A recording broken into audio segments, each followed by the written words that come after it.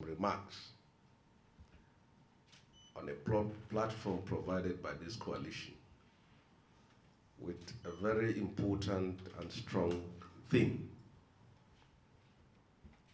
A theme that I believe is as central and critical to the survival of democracy in Nigeria. I must commend the organizers of this conference or summit or parley for providing a platform where citizens can share ideas, views, and opinions and make meaningful contribution to this very important national conversation that we hope will add value in our search for free, fair, credible elections and for an enduring democracy. I had a question being asked by the MC, and that question was, is Nigeria a democracy? And he also asked another question, which is in tally or in tandem with the first one, which was, what is a democracy? Each time the definition of democracy is asked, people always make reference to a quotation attributed to Abraham Lincoln. But the definitions of democracy can vary in all forms, but there are standards as far as Western democracy is concerned. A democracy is a system of government or a political system that is established through fair, credible, and free elections, and that also has as its fundamental principles respect for the Constitution, the fundamental rights of citizens, and also the principles of separation of power. Now, it is these qualities that we can use to gauge or to measure whether our democracy is truly a democracy or is simply a mockery of democracy. And we are just 25 years through this journey. By this time, we ought to have perfected in our search for democracy. But when you look at even developed, advanced democracies of the world, sometimes you can see we are doing better. US has always been referenced as a beacon of freedom and democracy. And what is happening in the United States today has a ripple effect on democracies worldwide. Because if one president can stand up and defy court order and deport citizens or people he call illegal immigrants in defiance of a court order from the most populous and most advanced democracy in the world, and that gives justification for leaders from lesser developed democracies to do what they want to do. And in the United States today, there are universities that are defunded for allowing protests in their campuses. That's the democracy you have. And for the first time in the history of the United States, you can see even the issue of third term is being conceived or being plotted. So if such things are happening to democracies at that level, what becomes of our own future? I believe we should reach a point today we don't rate ourselves to the West as far as democracy is concerned. Because in their own concept too, interests come first. Now, let's come back to Nigeria.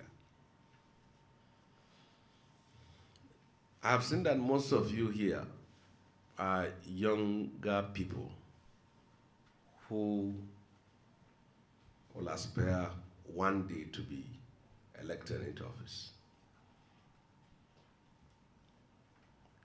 Then you should ask yourself, if I sit down here as a senator, I believe I have some experience which I will share with you. Because I come from the civil society, civil rights movement, and I won election. So, as it's been said, in the life of every person there is a lesson to learn, but you have to be a good observer, a good researcher, or a good student for you to listen and to also learn from his own experience. What does it take to win an election in Nigeria? What does it take? You're a young man, you want to contest election. So, your own idea of democracy is simply contesting and you'll be announced the winner. That is that's what you read from the textbooks. But there are lots of things that are behind the scene. If you want to contest elections, there are some unique things about our country that you have to look at. Some factors which I will state. The first is that you need a political party. And the choice is to go into a bigger political party or a smaller political party. Small, I don't say that it's small, but it is not a big political party. If you go into a smaller political party, you have a very high chances of getting your ticket even without any hazards. In some parties, you don't even need to contest primaries. You say, take ticket and contest. But then you have to ask yourself, does your people know that party? And does that party have the financial muscle for you to win election? And is that party popular among your people? Those are questions you ask. So if you pick a Labour Party in Enugu, Anambra, Ebonyi State, you know you have a high chances of picking Labour Party in Sokoto and Kebbi State. And if you pick the NMPP in Kano, you have high chances of picking the NMPP in River State or Cross River State. If you pick the APC in state like Kebbi, Sokoto, or Niger, you know you are going through. But if you pick the APC, perhaps in Anambra, or in some states, you know you're not going anywhere.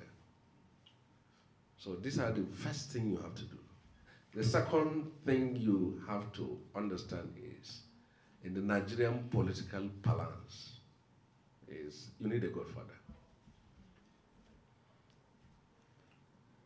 And because every inch of Nigeria's political territory is controlled by a godfather.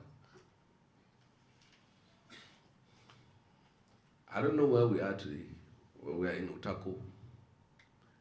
If you want to know who is the godfather of this Utako, just print your poster and press it around outside of this hotel. The next day you will see it's been removed by some forces. They will tear it down. If you erect a billboard, it will be removed 2 to 3 days after.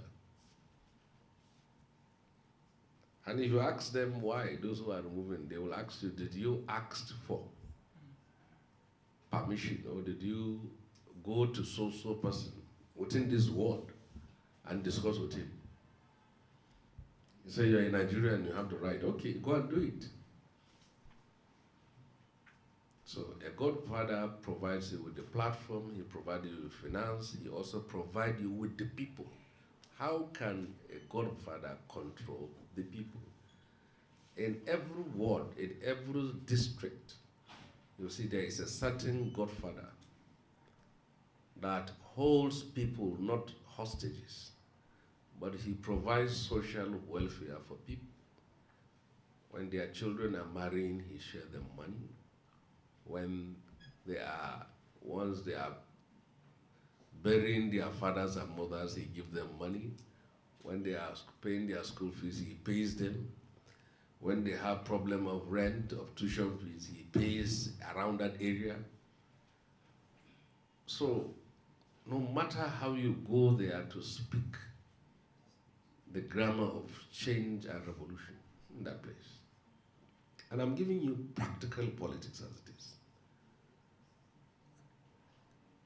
Your people are oppressed, your people are denied their right, your people are destroyed, there is so much suffering in the land. They will say, you are right, my brother. But when election comes, and you come to them for support, they will say, please go and talk to Mr. This, or Chief that, or Alhaji that. Why should I go to talk to him when I am here to campaign for him? He say he has been the one that has been helping us. So he controls the polling booths around. So see, you need a godfather and you need money. Money is what you need. Delegates, and you may think that it's just the ruling party. Delegates from the major opposition parties, the PDP. I don't know, Labour has come like a guagua, like a wind. And when there is a wind, you can even win election, even without money. But the major opposition party, you have to win the primaries. And to win the primaries, the delegates will line up, listen to your own manifesto, your own agenda, your everything. And when you're done, they give you a bill. Price for each and every one of them. If your opponent settles for 100,000 per delegate, they will bring it to you for a bidding process. Yours should be 110. So that is if you are joining a bigger political party. So by the time you clinch in the ticket, then the major electoral campaign starts. Everywhere you go and address people, you have to drop in money for transport, money for food, money for logistics. If you do go there with sloganeering 1 or 2 times, the next time nobody is going to be there for you.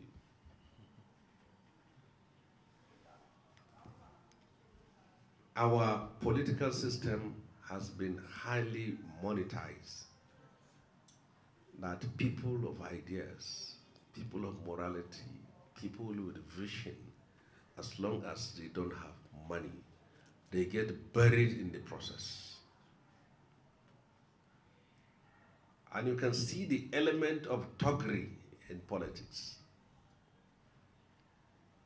Most politicians have supporters. You have women supporters, youth supporters, elder supporters, and then you have thugs. Because there are territories you will cross and you will be attacked. And the security forces will not be there to protect you. So what protects you is the strength of your counterattack. So any person you see as a senator, as a member of House of Reps, has been grilled in that process.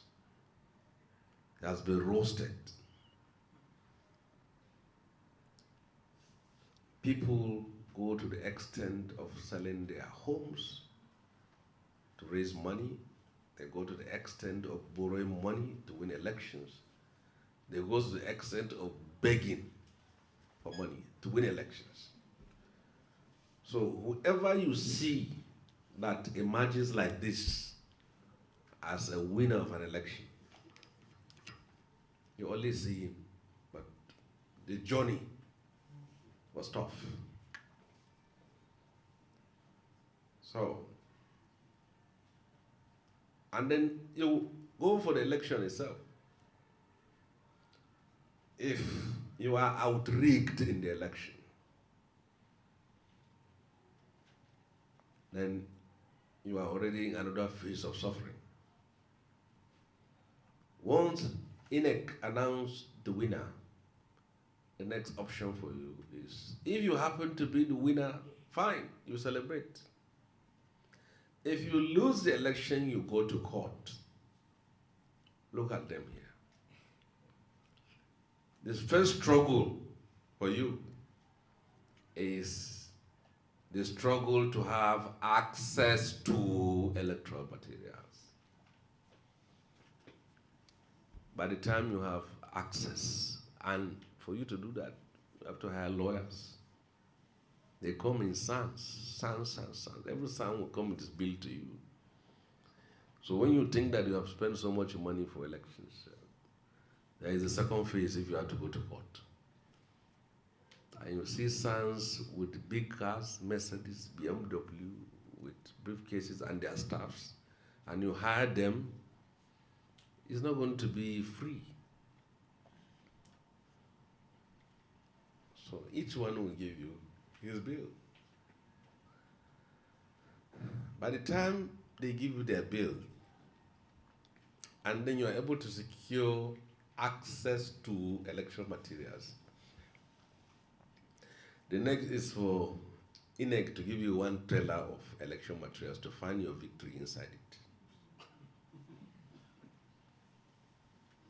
And then you see tons and tons of ballot papers, and you will be given 2 weeks to search all those papers. So, there you go. You have to be picking every of the paper like this. You'll be checking, you'll be checking, you'll be checking. If there is a massive thumb printing, you have to hire a forensic expert, which is also not free. And that forensic expert will have to go to be searching for thumb print and be selecting them from one side to another. And in rigging process, when they are going to add votes for themselves, they will make sure that your own votes too is damaged. If they voted him, he has 50,000 votes, and I have 40,000 votes. I will pick his ballot papers and do double print on it, and that will be removed from his own count. So, you will spend the next 3 months in election tribunal, and after that, the possibility of you proving that you have won that election is very slim. And then after losing, there will be interview at the outside of the court, and your lawyer will say, we are going to appeal. And then he will give you another bill for appeal. And imagine you have 3 to 4 sons. Go to appeal. Appeal. From there, you keep on appealing, expecting, hoping. And then you are crushed there. By the time you are out of it, you have sold your houses, you have incurred a lot of debt, you have been so tired, you look slimmer than before you are contesting. You look sick. The last time your family saw you was before the election started. And you look completely disoriented. So, this is the journey You have. What can we do about credible elections? The most important thing is vigilance. We must be very vigilant. You vote a candidate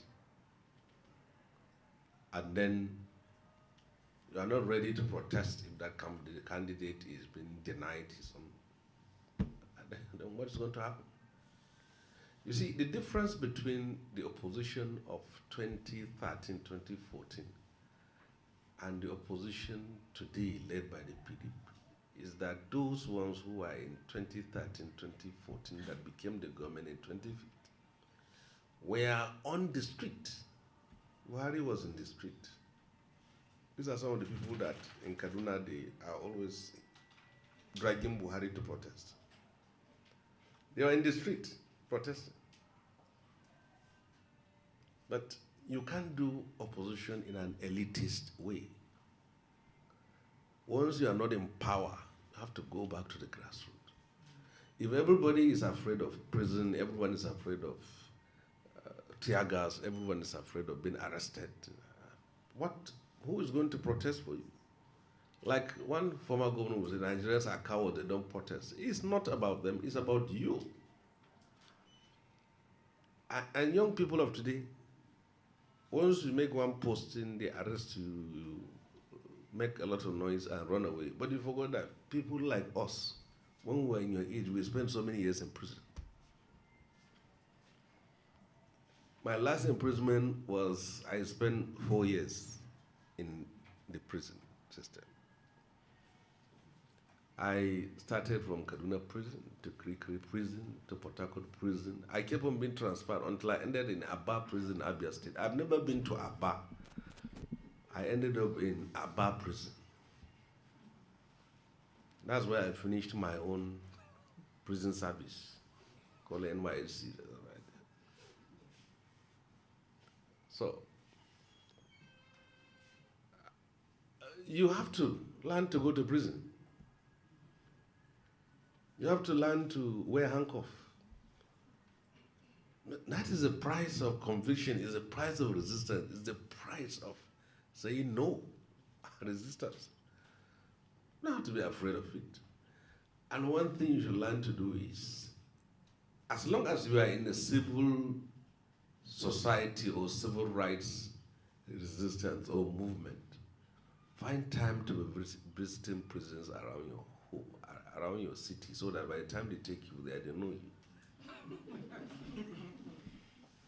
Many of you here, Kuje prison, have you ever bought an Indomie or toiletries to visit the controller of Kuje prison and say, please take 2 inmates that are inside this prison? You don't. At this phase, I do it because I don't know tomorrow. If today I'm in APC and then we have trouble, I am out of it, I will turn back to people like that. And then when we are inside that place, I know I already have been able to do something there. They will welcome you, the inmates. How can you be in activism, you don't know the prison in your own state? By the time you enter, they will welcome you with a slap. Those hardened inmates there. There's nothing we have not seen in those places. When we went to prison, we were 25 years old, 26 years old. By the time we come out of it, we are even above NYC service.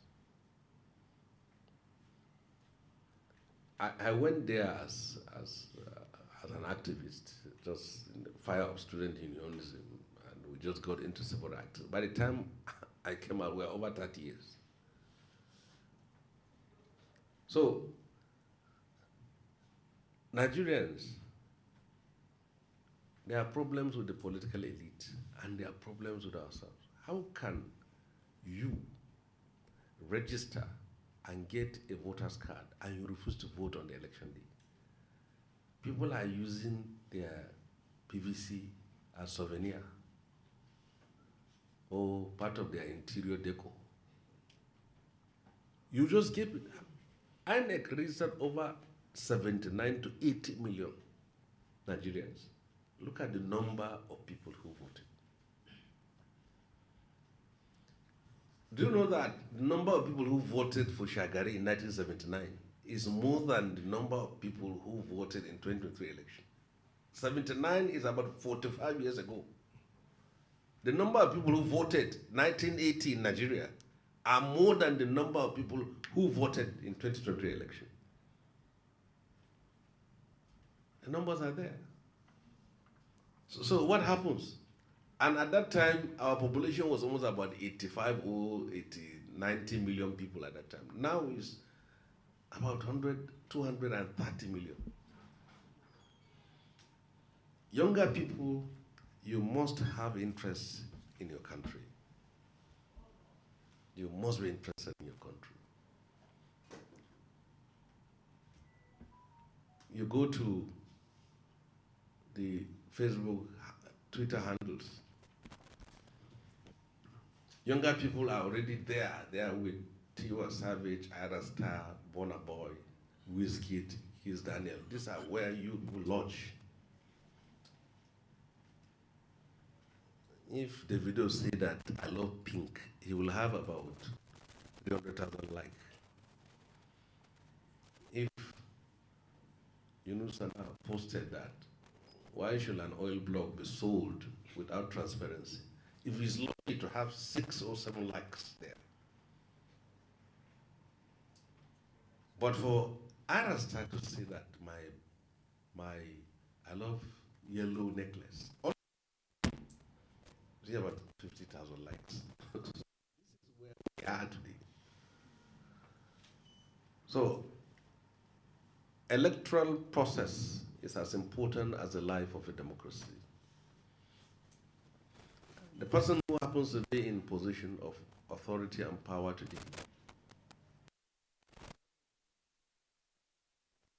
in 1998, when the military were going out of power,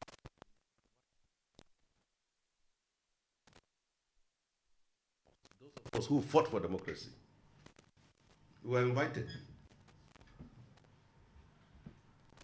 All we need to do at that very time is organize ourselves, take a political party, and move, contest election, and then take over power at that time. No, Alita continued.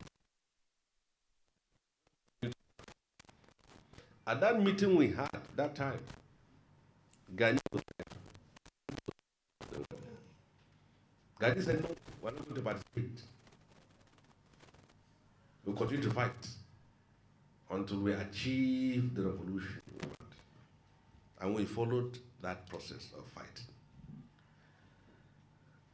The present president said no, that he is going to contest the election. That if he didn't contest Lagos, then who's going to take over? He moved and then contested, and then all of us say he was a sold out. We only realized that